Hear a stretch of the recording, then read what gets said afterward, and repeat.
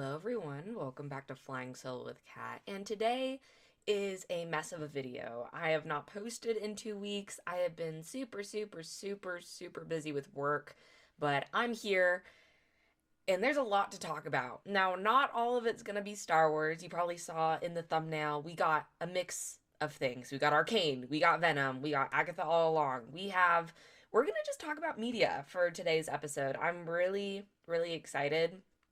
I was gonna do separate videos. I might end up doing a separate video for Venom, and I'll just kind of say my non-spoiler review in this one. But I have a lot to talk about. But I will talk about Star Wars first, because that's why most of you are here. So we did get, of course, the Skeleton Crew trailer, and that was, I believe, a week ago. And it looks really good. I'm really excited. It's giving this Goonies type vibe to this Star Wars story, and I'm really excited. Jude Law's character, I don't know if he's force sensitive. I don't know if there's a lot of mystery behind this. And I think the kids already, they are just super cute and like they seem like they're having so much fun. Even when they kind of did a small little interview with the official Star Wars account. And they were talking about Neil. I love Neil. We have another Gulp Shido. We love him. I think it's just going to be really fun. I think it's what we're all kind of going to need for the holidays. It comes out, I believe, December 3rd. And it's just going to be a really fun TV show to kind of watch along with. So, of course, I will take you all along for the ride and we'll be talking about each episode as they come out every week. So, I'm really excited for that because we haven't had much Star Wars content for the past couple weeks, basically since Outlaws came out. I'm not complaining, but I'm very excited for Skeleton Crew. I don't really have much theories. I'm kind of just gonna go into the show having fun with it and see where it brings. I don't know if it's gonna really tie much into the Mandoverse or the First Order or the Shadow Council. I don't think it's gonna be that much. I think it's very much going to be kind of a subtle nod to the Mandoverse and to what's happening in the galaxy, and that kind of perspective through kids' eyes, instead of adults and, political figures. So I do think that's going to be really interesting and something really fun to explore. And I mean, if you're like me, where I'm the only one that watches Star Wars, and I don't have any kids at the moment.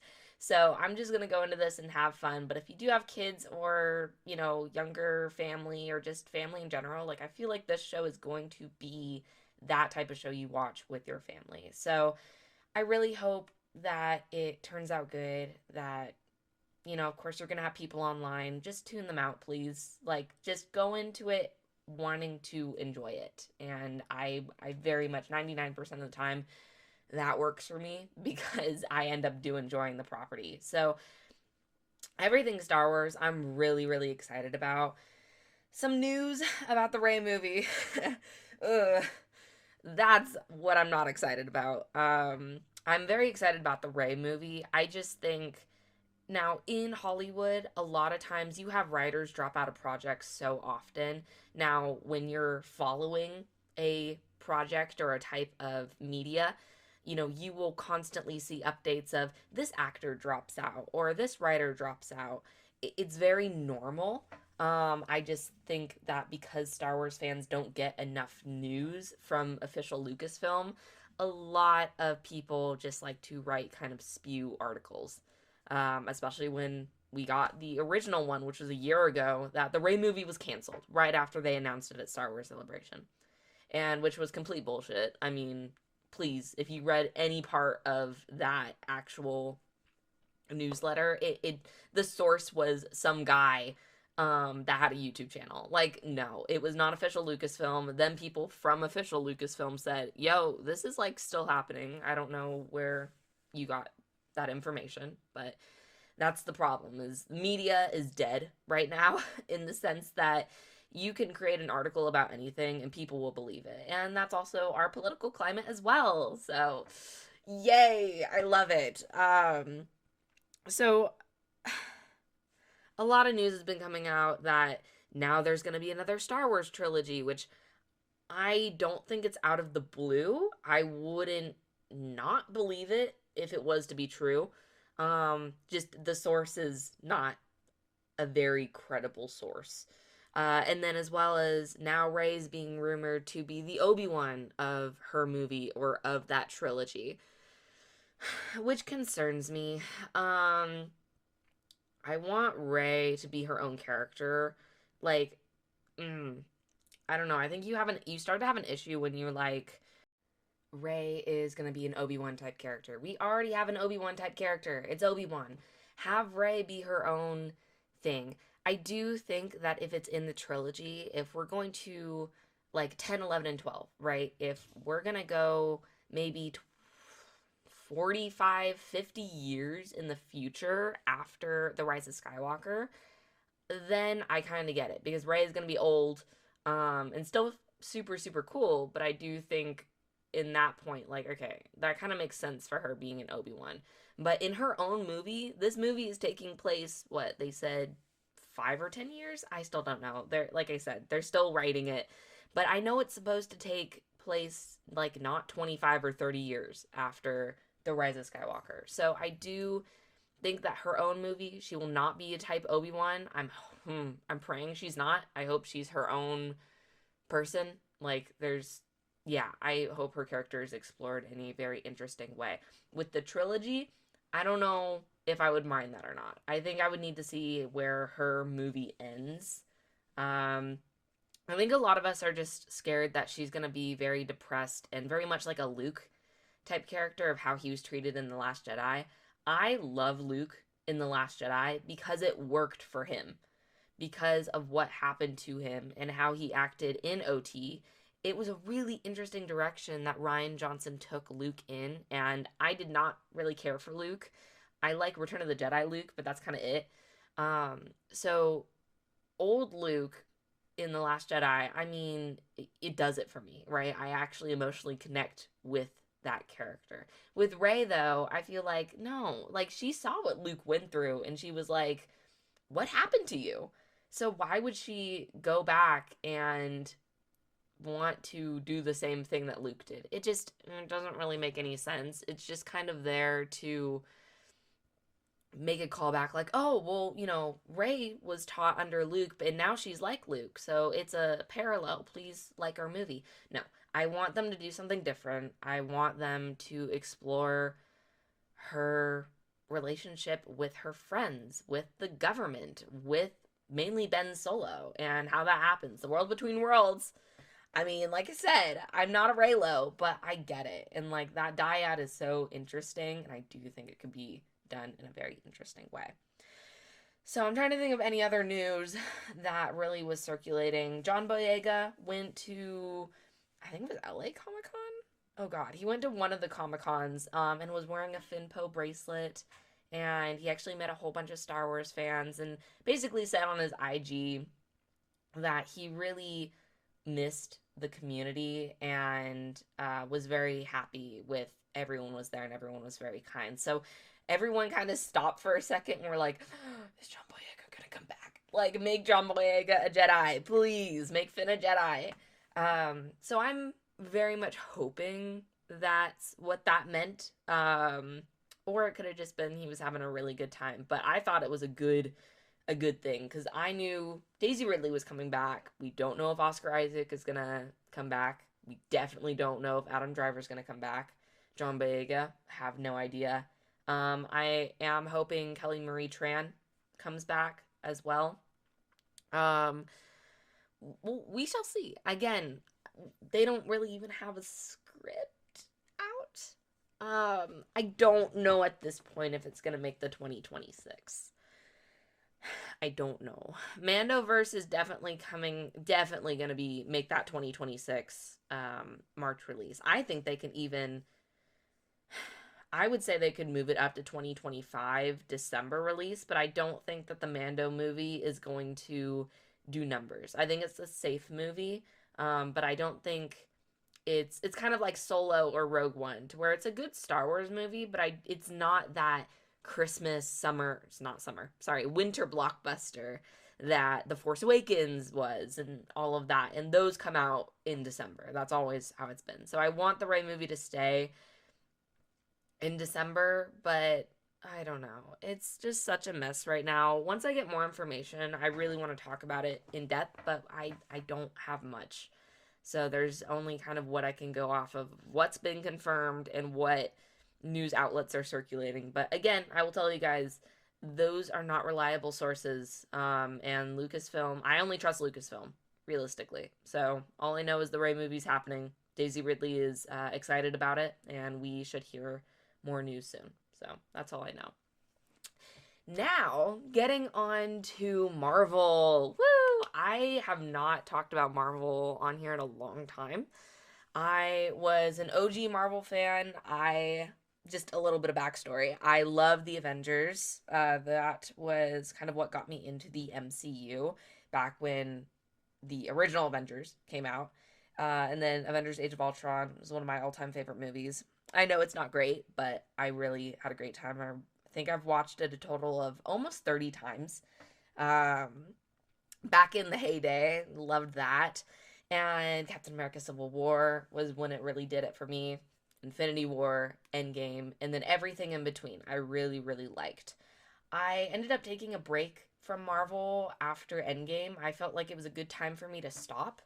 Um, I'm a big comic collector. I collect action figures, Funkos, memorabilia. But after that, I was kind of like, no, I'm good. I'm ready to kind of move on to Star Wars. Like, I really wanted that to kind of take over my life, which, again, it did.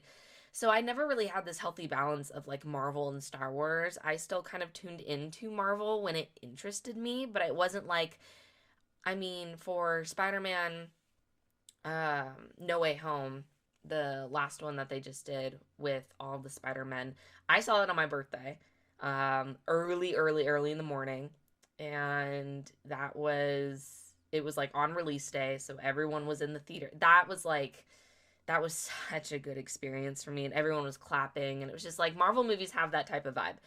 So I'm getting back into Marvel, which is really exciting for me to explore. I've been really enjoying the TV shows a lot, and I've been enjoying the movies. I ended up coming back around Deadpool and Wolverine time. I am obsessed with Deadpool. I love Deadpool, and I've watched the old X-Men TV shows and the animated ones, and the movies as well as, good and bad as they are.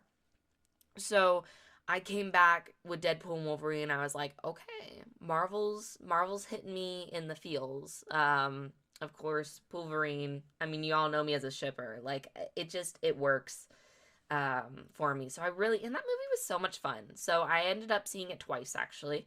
And it was such a great time. And after that, Marvel was back on my radar.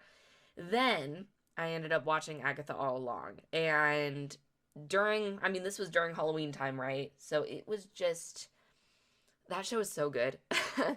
It is so good for many, many reasons. Mainly because it's so queer in a way of becoming your own self and not being ashamed, as well as just we have evil witches and evil Agatha. I wasn't a huge fan of Agatha in WandaVision.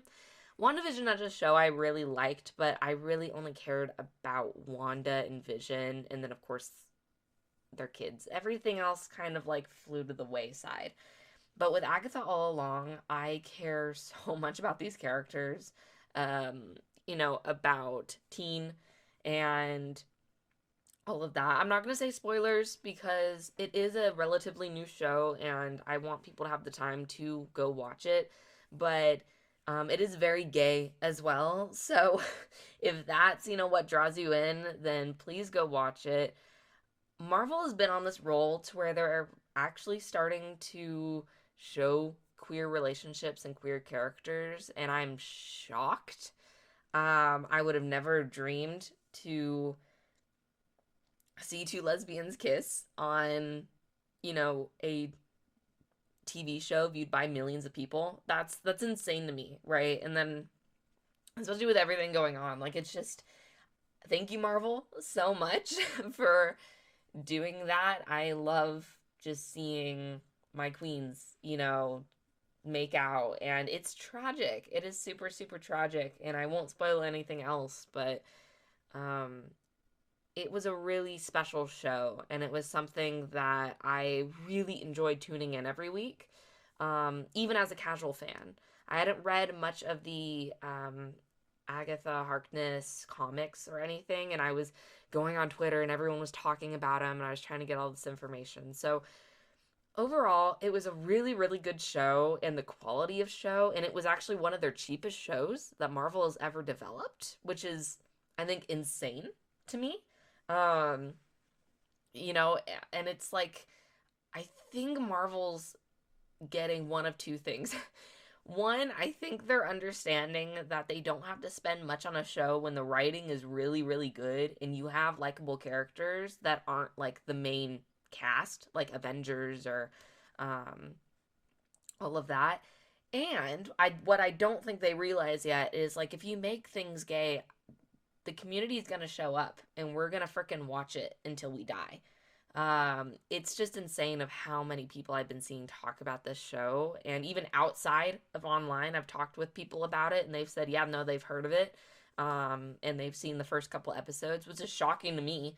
You know, you compare that to Loki, and Loki was like really, really popular too, and it doesn't have the same vibe. Now, I don't want to pit my two baby girls next to each other. I love Loki, and that as a show was really, really good. It kind of lost me in the second season, but first season Loki was really, really, really good, and I love Tom Hiddleston. But with Agatha all along, I was like, okay, I get it. Like, I think Marvel's kind of getting back into their own skin of like, let's make things weird and like, let's really explore these comic book characters in a comic book way. So I loved that. That was really exciting. And just to get back into Marvel with that show was, again, exciting. Now we have Venom. Yay! Okay, so I had seen the first two movies. I like Tom Hardy. I wasn't like he wasn't on my radar. I was like, okay, I know who Tom Hardy is. I've seen him in other things besides Venom. It just wasn't on my radar. I'm not a huge well, I wasn't. I wasn't a huge like monster fan, and so like that's why Venom didn't really draw me in. I remember seeing both in theaters. I just don't remember anything about it whatsoever. So there was that. So I decided to go see Venom mainly because of the election. And I went with a friend, and I was shocked at how good it was, at how well the relationship between Venom and Eddie were, is. Tom Hardy is really, really good as Eddie Brock. Like, really, really, really good. Where I'm at in my life, and this is what I posted on Twitter as well, I relate to Eddie Brock on a very personal level. Take that how you will. But he is just an emotional disaster and just on the brink of death. And he's still just getting by. And I feel that again on such a personal level. So I really connected with the movie way more than I thought it would. I'm gonna probably end up doing a separate video talking about spoilers because again, I don't want to spoil it for all of you people. It's only been 3.5 weeks since it's come out, so I don't, I'll post a separate video, but that movie really, really spurred me on to a hyper fixation of Venom and Eddie and all of that stuff. So if you saw my Twitter change a little bit, that is why I'm in my Venom era, is what I'm calling it. I've been really enjoying it. Again, in no way that this channel is going to stop being a Star Wars channel. Absolutely not. I would like to talk about Marvel properties as well, and in the case of Venom, Sony and Marvel properties that interest me. I am not going to go out of my way to talk about Madam Web, or I'm not going to go out of my way to talk about Ant-Man and Wasp: Quantumania. Like I'm going to talk about things that I enjoy because I find that enjoyable and enjoyable to listen to. I don't know if that's the same for you guys. But yeah, so none of the things for Star Wars is going to change. Just I've been posting a lot of Venom stuff. So I do apologize if you do follow me and you're seeing that on your feed. Um, but it is what it is. The hyperfixation does not ask what it needs. So yeah, overall, Venom was really good. I've actually seen it twice now. I am to the point where I'm thinking I might go see it a third time.